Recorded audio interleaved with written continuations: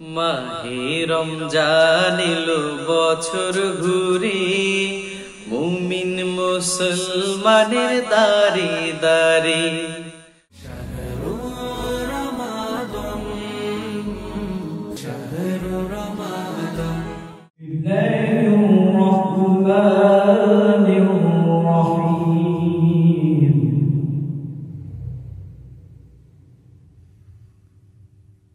الحمد لله رب العالمين الرحمن الرحيم مالك يوم الدين إياك نعبد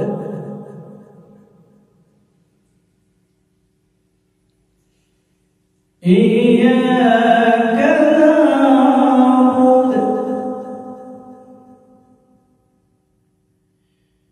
إياك نعبد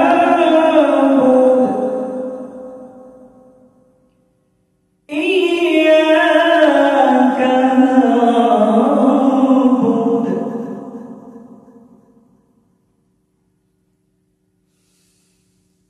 إياك نعبد وإياك نستعين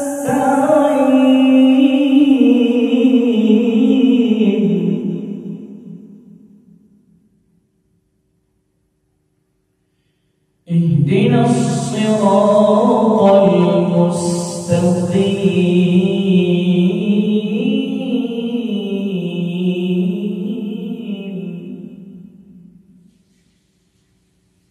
اهدنا الصراط المستقيم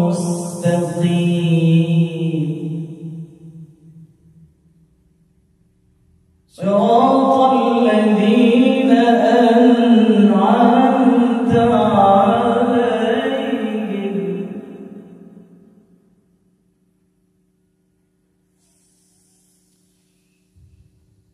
الحمد لله رب العالمين الرحمن الرحيم مالك يوم الدين إياك نعبد وإياك نستعين اهدنا الصراط المستقيم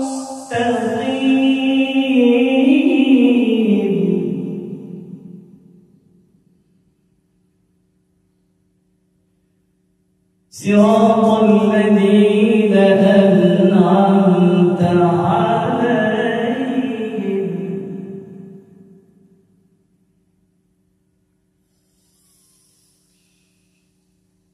اهدنا الصراط المستقيم صراط الذين أنعمت عليهم غير المغضوب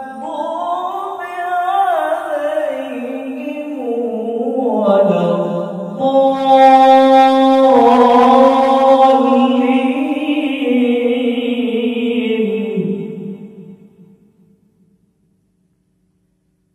اهدنا الصراط المستقيم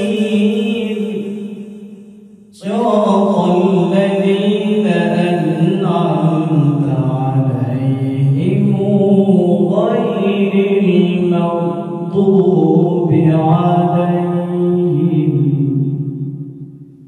غير المغضوب عليهم ولا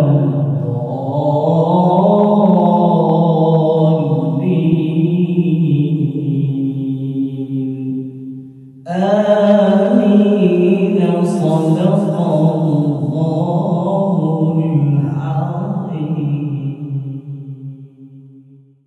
شهر رمضان شهر رمضان. السلام عليكم ورحمة الله وبركاته. الحمد لله والصلاة والسلام على رسول الله، أما بعد، فأعوذ بالله من الشيطان الرجيم. بسم الله الرحمن الرحيم. إن الله وملائكته يصلون على النبي يا أيها الذين آمنوا صلوا عليه وسلموا تسليما صدق الله العظيم وصدق رسوله النبي الحبيب الكريم ونحن على ذلك لمن الشاهدين والشاكرين والصلاة والسلام على رسول الله والحمد لله رب العالمين। প্রিয় দর্শক মণ্ডলী, আল্লাহ সুবহানাহু ওয়া তাআলার দরবারে শুকরিয়া আদায় করি এই জন্য যে মহান আল্লাহ আমাদেরকে তার হাবিব নবী মুহাম্মদ রাসূলুল্লাহ সাল্লাল্লাহু আলাইহি ওয়াসাল্লামের উম্মত করেছেন, আমাদেরকে আল কোরআনুল কারীম দান করেছেন, আমাদেরকে রমাদানুল মুবারকের মতো একটি মহিমান্বিত ফজিলতে পরিপূর্ণ একটি মাস আমাদেরকে দিয়েছেন। আলহামদুলিল্লাহ ওয়া শুকরুলিল্লাহ। আমরা সিয়াম সাধনায় রত আছি। প্রতিটা ক্ষণ প্রতিটা মুহূর্তে আমরা চেষ্টা করছি আল্লাহকে সন্তুষ্ট করবার জন্য, বিভিন্ন আমল বিভিন্ন ইবাদত বন্দেগীর মধ্যে নিজেদেরকে কাটিয়ে দেবার জন্য। কারণ হাদিস শরীফের মধ্যে আল্লাহর হাবিব সাল্লাল্লাহু আলাইহি ওয়াসাল্লাম বলেছেন যে অবসর সময়টা যাতে অবসর না থাকে, অর্থাৎ যেই সময়টা অবসরে আমি কাটাচ্ছি সেটা যেন আল্লাহর বন্দিগিতে কাটাতে পারি, ইবাদত বন্দিগিতে কাটাতে পারি। কারণ আল্লাহ সুবহানাহু ওয়া তাআলা পবিত্র কালামে পাকে বলেছেন ফাইদা ফারাগতা ফানসাব ওয়া ইলা রাব্বিকা ফারগাব, যখনই তুমি অবসর হও তখনই তোমার রবের দিকে তুমি মনোনিবেশ করো। এর মানে তুমি ইবাদত বন্দিগিতে সময়টা কাটাও, অযথা সময় কাটিও না।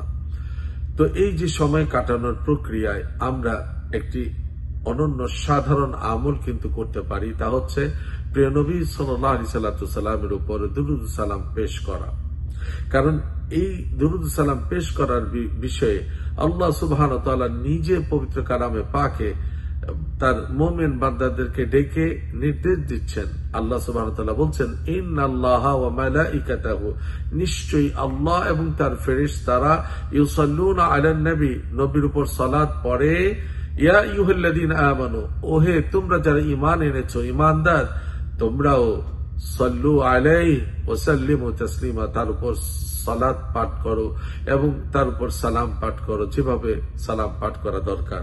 প্রিয় দর্শক, এই আয়াতের মধ্যে সালাত শব্দটি এসছে। এই সালাতের এই অর্থ নয় যে এর অর্থ হচ্ছে নামাজ, কারণ আমরা সালাতকে নামাজকে সালাত এইভাবে আমরা অভ্যস্ত হয়ে পড়েছি। বাট সালাতের অনেক মিনিং আছে। মুহাক্কিকিনগণ বলছেন as-সালাতু মিনাল্লাহি আর-রাহমা, যখন সালাত আল্লাহর পক্ষ থেকে কারো উপর হয় এটা হচ্ছে দয়া, অনুকম্পা, রহমত, আল্লাহ পাকের মেহেরবানি, আল্লাহ পাকের ব্লেসিং, আল্লাহ পাকের মার্সি তার উপর নাজিল হয় বা তার জন্য বরাদ্দ হয়। আর যখন as-সালাতু মিনাল মালাইকা হয় তখন এর অর্থ দাঁড়ায় ad-দুআউ লিরাহমাতি, যে আল্লাহ রাব্বুল আলামিনের রহমত কামনা করার ওই বান্দার পক্ষ থেকে তার জন্য, অর্থাৎ বান্দার পক্ষ হয়ে আল্লাহর কাছে রহমতের দোয়া করে, দয়া রহমতের ভিক্ষা চায় ফেরেশতারা ওই বান্দার জন্য।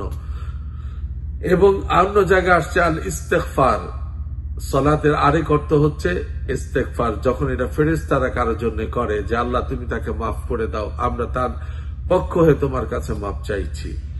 আর as-সালাতু মিনান নাস, যখন মানুষের পক্ষ থেকে সালাত বলা হয় তখন এটার অর্থ দাঁড়ায় সালাত মানি নামাজ, আবার এই সালাত মানি হচ্ছে দুরুদ ও সালাম, নবীর উপর পাঠ করা।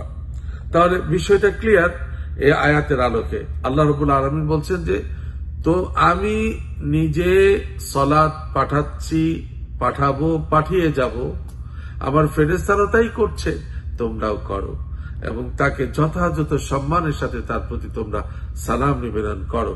আল্লাহ পাকের এই নির্দেশ যদি আমরা পালন না করি তাহলে কি শাস্তি আমাদের জন্য সেটাও আমরা জেনে নিই। রাসূল করিম সাল্লাল্লাহু আলাইহি ওয়াসাল্লাম তিনি বলছেন বু'দান লিমান যুকিরতু ইনদাহু ফালাম ইউসাল্লি আলাইক কুলতু আমিন।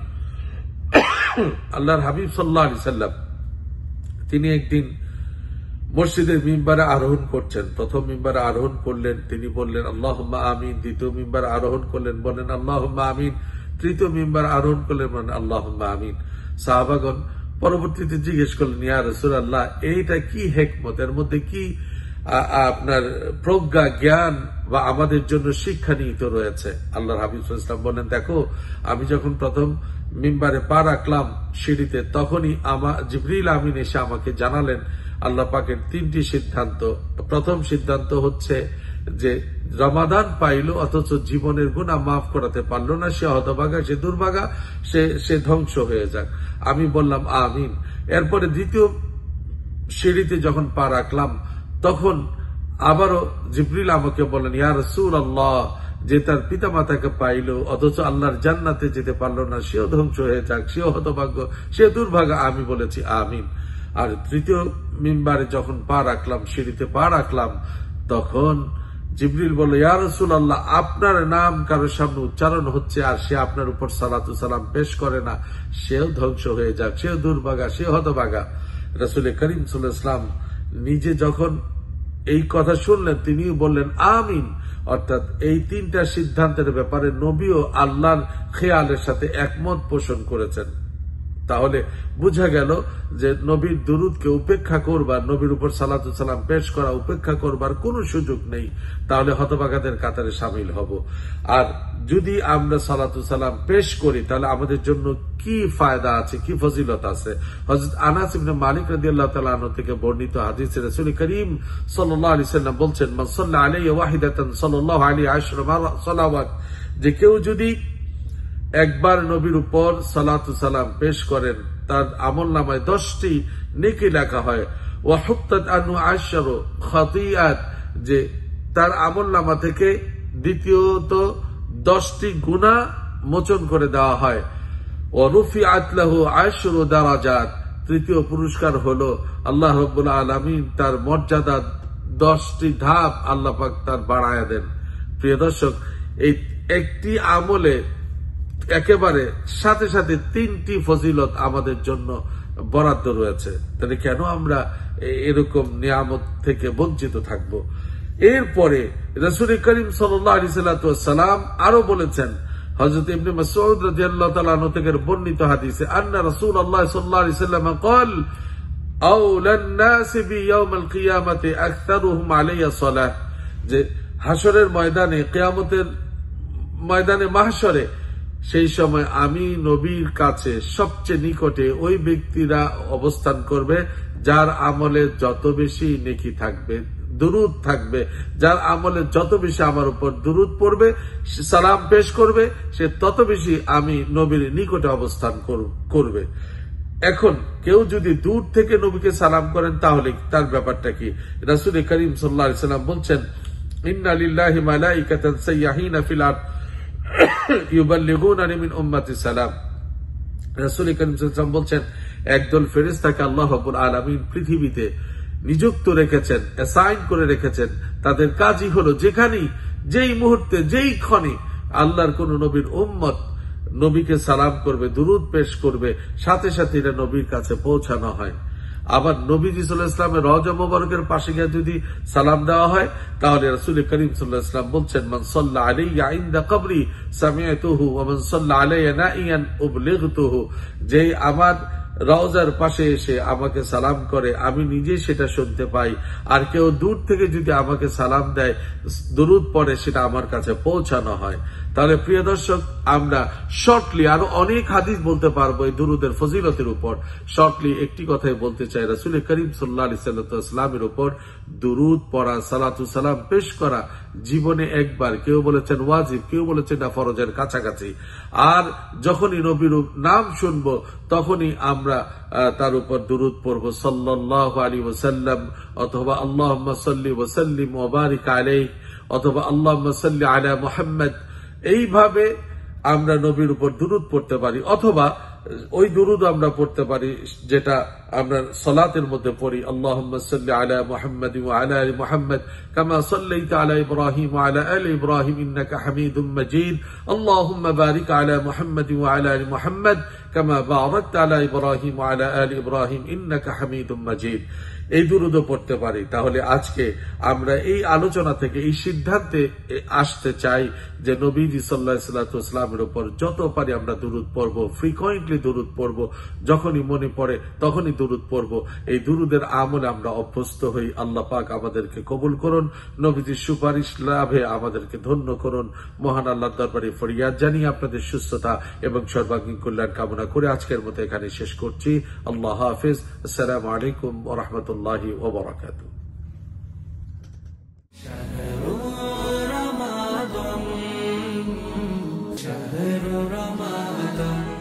হৃদয়ের জানালা খুলে দাও না, প্রভুর প্রেমে কেন সাড়া দাও না।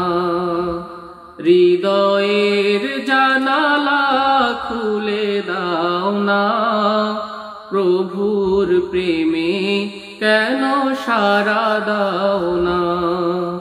প্রভুর প্রেমে কেন সাড়া দাও না। বিশ্ব মালিক যিনি আল্লাহ মহান, সৃষ্টি তারি এই নিখিল জাহান। বিশ্ব মালিক যিনি আল্লাহ মহান, সৃষ্টি তারি এই নিখিল জাহান। তবু কেন তার ডাকে সাড়া দাও না, তবু কেন তার ডাকে সাড়া দাও না। প্রভুর প্রেমে কেন সাড়া দাও না। হৃদয়ের জানালা খুলে দাও না, প্রভুর প্রেমে কেন সাড়া দাও না। প্রভুর প্রেমে কেন সাড়া দাও না। অসীম ক্ষমতা যার সবার উপর, যার নামে বয়ে যায় ঝরনা নহর। অসীম ক্ষমতা যার সবার উপর, যার নামে বয়ে যায় ঝরনা নহর। আল্লাহ আল্লাহ বলে সবই দিওয়ানা, আল্লাহ আল্লাহ বলে সবই দিওয়ানা। প্রভুর প্রেমে কেন সাড়া দাও না।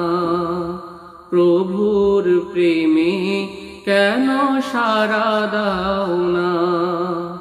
হৃদয়ের জানালা খুলে দাও না, প্রভুর প্রেমে কেন সাড়া দাও না। প্রভুর প্রেমে কেন সাড়া দাও না।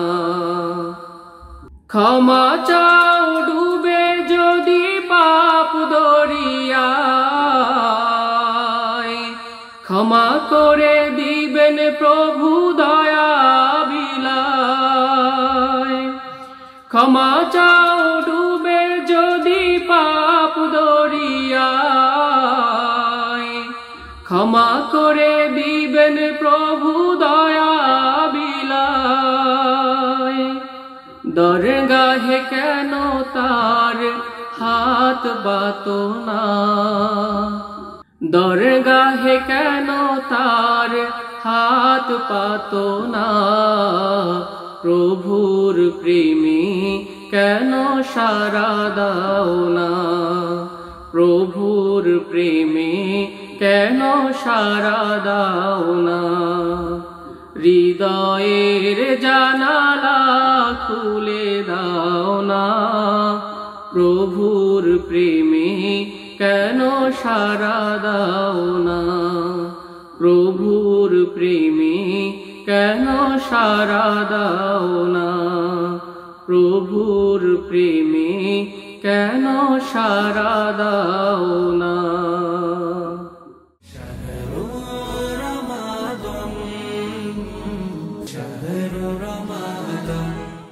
আসসালামু আলাইকুম ওয়া রাহমাতুল্লাহি ওয়া বারাকাতুহু।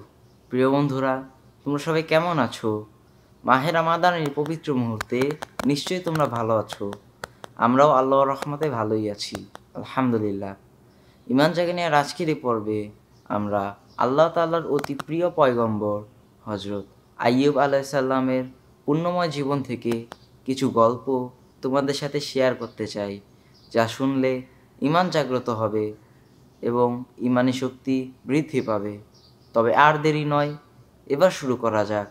হযরত আইয়ুব আলাইহিস সালামের শস্যক্ষেত্রের কৃষকগণ হায় হায় করে কান্না করতে করতে আইয়ুব আলাইহিস সালামের কাছে এসে করজোড়ে নিবেদন করল, জাহাপনা, আমাদের অপরাধ মনে করবেন না। মরুভূমি থেকে এক অগ্নিকুণ্ড এসে আমাদের শস্যক্ষেত্র, বাগান সব কিছু পুড়িয়ে ভস্ম করে দিয়েছে। শস্যক্ষেত্রের গাছপালা, শস্য সব কিছুই ভস্ম করে দিয়েছে। এখন আমরা কি করতে পারি? ধৈর্যের একনিষ্ঠ পয়গম্বর হযরত আইয়ুব আলাইহিস সালাম বললেন, বৎসগণ, তোমরা দুঃখিত হইও না। আল্লাহ তাআলা আমাদের জন্য যা করেন তা ভালোর জন্যই করেন। তার মহৎ উদ্দেশ্য আমরা বুঝতে পারি না। তিনি আমাদের জন্য যাই কিছুই করে থাকেন তার মধ্যে কোনো না কোনো মঙ্গল নিহিত থাকে। পরম করুণাময় আল্লাহর দেয়া বিধানে আমি সন্তুষ্ট এবং রাজি। শুনলে তো বন্ধুরা, এখান থেকে শিক্ষা নিয়ে এবার আমাদের আমল করার পালা। আল্লাহ তাআলা আমাদেরকে আমল করার তৌফিক দান করুক, আমিন। আসসালামু আলাইকুম ওয়া রাহমাতুল্লাহি ওয়া বারাকাতুহু।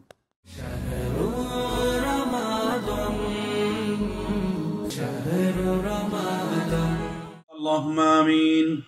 تقبلنا بحرمة سيد المرسلين. ربنا ظلمنا أنفسنا وإن لم تغفر لنا وترحمنا لنكونن من الخاسرين. ربنا لا تزغ قلوبنا بعد إذ هديتنا وهب لنا من لدنك رحمة إنك أنت الوهاب. إن تعذبهم فإنهم عبادك وإن تغفر لهم فإنك أنت العزيز الحكيم. إلهي تبت عن جميع المعاصي فاغفر الذنوب يا غفور يا غفار. رب العالمين, এই মুহূর্তে দেশ ও প্রবাসে বুজডাম ইসলামিক টেলিভিশনের দর্শক শ্রোতা যারা আছে, আল্লাহ তাআলা কার কি দিলের কথা, মনের ব্যথা আমি জানি না, আপনি জানেন। আল্লাহ, আপনি আলিমুম বিজাতিস সুদূর। আল্লাহ, সকলের দিলের নেক মাকাসিদ গুলো পূর্ণ করে দেন। আল্লাহ, সকলের জীবনের গুনাহগুলো মাফ করে দেন। সকলের পরিবার পরিজনের উপর খাস রহমত নাজিল করেন। আল্লাহ, সকলের মা বাবা যাদের অন্ধকার কবরবাসী হয়েছে, আল্লাহ তামামকে মাফ করে জান্নাতুল ফেরদাউস মঞ্জুর করে দেন। যাদের মা বাবা জীবিত আছে, নেক হায়াতে তাইয়্যিবা তাবিলা মঞ্জুর করেন। প্রাণ ভরে মা বাবার খেদমত করার তৌফিক দান করেন। আল্লাহ তাআলা মেহেরবানি করে আমাদের সবাইকে দ্বীনের সহি সমঝ দান করেন। আল্লাহুম্মা আরিনাল হাক্কা হাক্কান ওয়ারযুকনা ইত্তিবাআ, আল্লাহুম্মা আরিনাল বাতিলা বাতিলান ওয়ারযুকনা ইজতিনাবা। আল্লাহুম্মা ইন্না নাসআলুকাল হুদা ওয়াত তুকা ওয়াল আফাফা ওয়াল গিনা। আল্লাহুম্মা আরহামহুমা কামা রাব্বায়ানি সগীরা। রব্বুল আলামিন, আল্লাহ তাআলা উইজডম ইসলামিক টেলিভিশনকে ইসলামের জন্য কবুল করেন। তাদের সমস্ত খেদমতকে আল্লাহ সাদাকায়ে জারিয়া হিসাবে কবুল করেন। সমস্ত দর্শক শ্রোতা কলা কৌশলী আল্লাহ সবাইকে আল্লাহ আপনার দ্বীনের পথে অটল অবিচল থাকার তৌফিক মঞ্জুর করেন। সুবহান রাব্বিকা রাব্বিল ইজ্জাতি আম্মা ইয়াসিফুন ওয়া সালামুন আলাল মুরসালিন walhamdulillahi rabbil alamin. মাহে রমজান এলো বছর ঘুরে, মুমিন মুসলমানের দারে দারে রহমতেরি বাণী নিয়ে, মাগফিরাতের পয়গাম নিয়ে এলো সবার মাঝে আবার ফিরে। মাহে রমজান এলো বছর ঘুরে, মুমিন মুসলমানের দাঁড়ে দাঁড়ে।